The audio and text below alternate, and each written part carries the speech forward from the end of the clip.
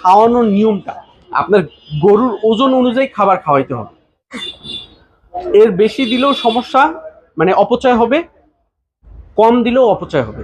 মানে বেশি দিলেও অপচয় হবে কি, বদহজম হবে। আর কম দিলে কি হবে, বাড়বে না ঠিক মতো, বা দুধ বাড়বে না। ঠিক আছে, ওজনও বাড়বে না, দুধও বাড়বে না। ওকে, ফিডিং ম্যানেজমেন্ট। এখন দেখেন, শুধু খাদ্য খাওয়াইলে কি হয় না, তাহলে চারটা জিনিসের সমন্বয়ে কিন্তু একটা, মানে যেটা বলবো যে গরুর যেই আদর্শ খাবার হবে, চারটা জিনিসের সমন্বয়। একটা হচ্ছে গ্রিন গ্রাস, মানে সবুজ ঘাস, তারপরে হচ্ছে খড়, তারপরে হচ্ছে এই যে দানাদার খাবার, তারপরে হচ্ছে পর্যাপ্ত পানি। এই চারটার সমন্বয়ে কিন্তু আপনার একজন সফল খামার করা সম্ভব। এর মধ্যে একটা শর্টেজ হলেই প্রবলেম। ঠিক আছে, এখন দেখেন, আমি যদি প্রথমে একটু বলি, ওই যে মোটা তাজা করার যে বিষয়টা আর কি, মোটা তাজা করার, আপনারা কিন্তু অনেকেই বিষয়টা জানেন না যে কতটুকু খাবার প্রয়োজন আমার গরুটার জন্য। একটা আনুমানিক একটা দিয়ে রাখেন, এটা আসলে ঠিক না, সঠিক না। এটা প্রথমে আগে আপনাকে কি করতে হবে, ওই ফিতা দিয়ে, যাদের যদি মিটারের সুযোগ থাকে, যেমন আশেপাশে কিন্তু আপনাদের ইয়া আছে, ওই যে লাইভ মিটার করা আছে, ওইখান থেকে একটু ওজনটা করে নিয়ে আসতে পারেন, অথবা দড়ি, মানে ফিতা দিয়েও কিন্তু আপনি গরু ওজনটা মাপতে পারবেন। বুঝতে পেরেছেন? তো এইখানে যেটা বলতে চাচ্ছি যে প্রতি 100 কেজি বডি ওয়েটের জন্য নারিশের যেই মোটা তাজার যে খাদ্যটা, হ্যাঁ, এখানে কিন্তু দুই ধরনের, একটা হচ্ছে প্রাইম ফ্যাটেনিং আর একটা সুমো ফ্যাটেনিং। সুমো ফ্যাটেনিং মানে কম দামি, বিষয়টা এমন না। যেগুলো দেশি গরু বা শাহিওয়াল বা কম বাড়বে, তার যতই যা খাওয়ান না কেন সে বাড়বে না। যেমন আমার হাইট কিন্তু এতটুকুই সীমাবদ্ধ, আমার যাই কিছু দেওয়া হোক না কেন, আমার হাইট কিন্তু আর বড় হবে না। না, বোঝেন না বিষয়টা? মানে আমি বলতে চাচ্ছি যে জিনিসটা, সেটা হচ্ছে যে সমো ফ্যাটেনিং আর প্রাইম ফ্যাটেনিং, এটার পার্থক্যটা হচ্ছে যেগুলো ক্রস গরু, যেগুলো হলিস্টান ফ্রিজিয়ান, যেগুলো বাড়ে বেশি, ওদেরকে দামি খাবার। আর যেগুলো কম বাড়বে বা আপনার দেশি জাতের গরু, সেগুলোকে আপনাকে দিতে হবে সমো ফ্যাটেনিং।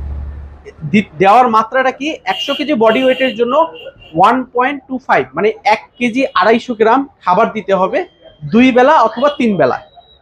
আমার কথা বুঝতে পারছেন? মানে সারাদিনে 1 কেজি 250 গ্রাম খাবার দিতে হবে 100 কেজি বডি ওয়েটের জন্য। ঠিক আছে, কয়বার, 2 বারে অথবা 3 বারে, আপনি যেভাবে খাবারটা দেন।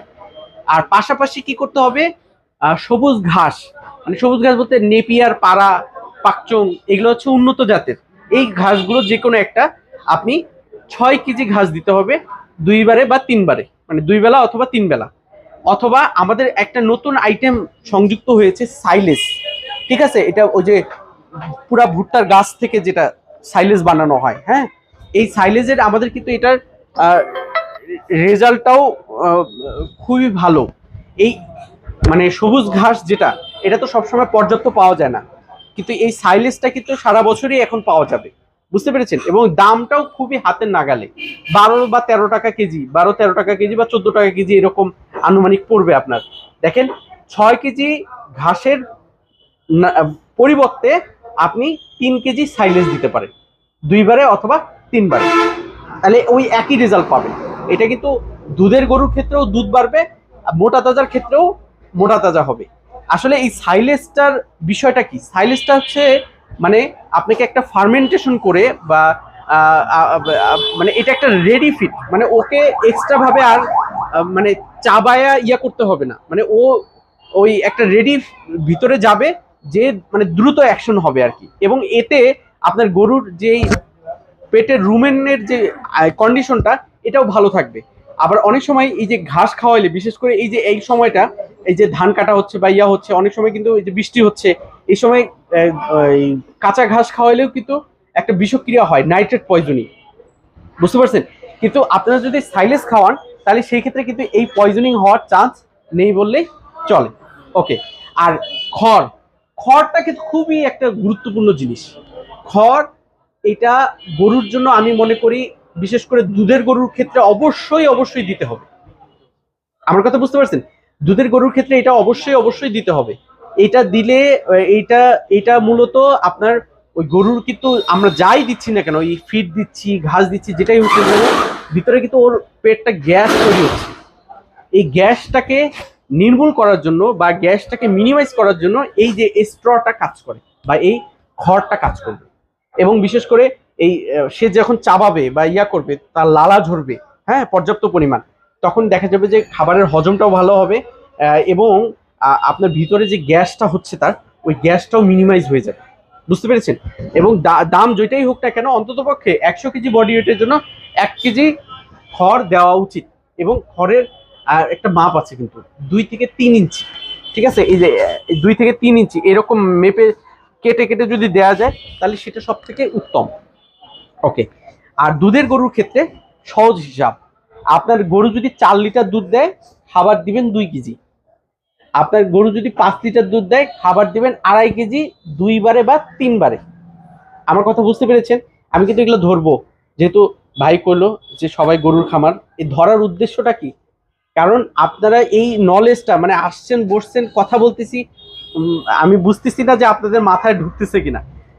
এই জিনিসটা ঢুকলে কি হবে, আপনি নিজেই ডাক্তার হয়ে যাবেন, বা নিজেই আপনি বলতে পারবেন যে আমার গরুর জন্য কতটুকু ঘাস প্রয়োজন, কতটুকু ফিড প্রয়োজন, এবং এই কতটুকু খড় প্রয়োজন, কতটুকু পানি প্রয়োজন। পানি আসলে পর্যাপ্ত, পানির কোনো হিসাব নাই। ওকে, এখন যেটা বলি দুধের গরুর ক্ষেত্রে কি বললাম, যা দুধ দেয় তার অর্ধেক খাবার, যা দুধ দেয় তার অর্ধেক খাবার। আর ওই সাইলেজ যদি বলি, ওই 100 কেজি বডি ওয়েট হিসেবে 3 কেজি, আর যদি ঘাস দেন কাঁচা ঘাস সেটা হচ্ছে 6 কেজি, ঠিক আছে? 2 বারে বা 3 বারে। এটা কিন্তু সারাদিনের হিসাব বলতেছি, 24 ঘন্টা। আর ওই খড় কিন্তু ওই 1 কেজি, এটা দুধের ক্ষেত্রেও, এই জিনিসটা একটু মাথায় রাখবেন, হ্যাঁ? ওকে। আর পানির ব্যাপারটা হচ্ছে কি, যে পানিটা আসলে ইচ্ছে মতো দেওয়া উচিত। এবং আমি একটা বিষয় বলবো, এটারও কিন্তু হ্যাঁ 3 বার, ঠিক আছে? এখন যে বিষয়টা বলি, পানিটা খুবই গুরুত্বপূর্ণ একটা বিষয়। এবং আমি আপনাদেরকে অনুরোধ করব, আপনারা পানিটাকে একটু মানে কম গুরুত্ব দেন। বিশেষ করে পানিটাকে কি করেন, 2 বার বা 3 বারে খাওয়ান। মানে একটা বালতি নিয়ে গেলে পানি এক চুমুকে শেষ করে দিল। এটা না করে যদি আপনারা যেটা করবেন, খাবার পাত্রের পাশেই যদি আপনি একটা পানির পাত্রের জন্য আলাদা একটা ব্যবস্থা রাখেন, পানি অল টাইম থাকবে, পানি সে যত মন চায় তাই খাবে। বুঝতে পারছেন? ওকে। আর পাশাপাশি যে বিষয়টা বলবো, যদি আপনার গরু 4 লিটার দুধ দেয়, তাহলে প্রতি লিটার দুধের জন্য পানি প্রয়োজন 4 লিটার। মানে 4 লিটার দুধ দিলে তা সেই গরুকে অবশ্যই 16 লিটার পানি দিতে হবে। আমি যে কথাগুলো বলতেছি এটা কিন্তু বৈজ্ঞানিক কথা। আপনাদের সাথে আমি আবারও বলতেছি, মতবিরোধ না। এটা জিনিস মানলে ইনশাল্লাহ যা পাইতেছে তার থেকে আরেকটু বেটার পাবেন, কম পাবেন না। মনে করেন প্রতি লিটার দুধের জন্য মিনিমাম 4 লিটার। যদি আপনার গরু 6 লিটার দুধ দেয়, তাহলে আপনার মিনিমাম প্রয়োজন 24 লিটার। আর আরেকটা হচ্ছে বডি মেইনটেনেন্স। বডি মেইনটেনেন্স মানে ষাঁড় গরু বা দুধের গরুর ক্ষেত্রেও সেটা হচ্ছে যে আপনার গরুটা হচ্ছে 100 কেজি বডি ওয়েট, তাহলে পানির প্রয়োজন হবে 10%। এটা মানুষের ক্ষেত্রেও এই 8% হয়, আর গরুর ক্ষেত্রে 10%। তাই গরুর ক্ষেত্রে 10%, 100 কেজি যদি বডি ওয়েট হয়, তাহলে 10% মানে কতটুকু হবে? 10 লিটার। তাহলে 10 লিটার পানি তাকে অবশ্যই দিতে হবে বা খাওয়াতে হবে। কারণ কি, পানি যদি পর্যাপ্ত না দেওয়া হয়, খাবার হজম হবে না। খাবার হজম ভালো না হলে আপনার দুধও কম হবে, ওজনও কম বাড়বে। ওকে। এখন একটা জিনিস আমি একটু আপনাকে বলবো, যে এই নারিশ ক্যাটেল ফিট কেন আপনি খাওয়াবেন, কেন আপনার ওই যে হ্যান্ডমেড বা অনেকে লুজ ফিট খাওয়ান, বিশেষ করে লুজ ফিট খাওয়াতে বেশি আগ্রহী মানুষের। তো এইটা যেটি বলবো, নারিশের ক্যাটেল ফিটটা ব্যালেন্সড ফিট। মানে এখানে ভিটামিন, মিনারেল, প্রোটিন, অ্যাশ যা প্রয়োজন একেবারে প্রত্যেকটা দানায় দানায় ওই জিনিসটা আছে।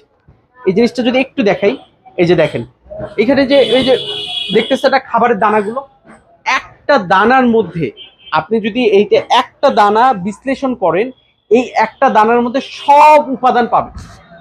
মানে একটা খাবারের মধ্যে যেই প্রোটিন, তারপরে হচ্ছে যে ভিটামিন, মিনারেল, যা যা প্রয়োজন প্রত্যেকটা এই এক একটা খাদ্যের দানার মধ্যে সব পাবেন।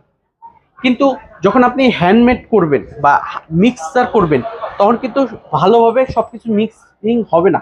এক জায়গায় ওই একটু ভিটামিন বেশি থাকবে, এক জায়গায় কম থাকবে, এক জায়গায় থাকবেই না।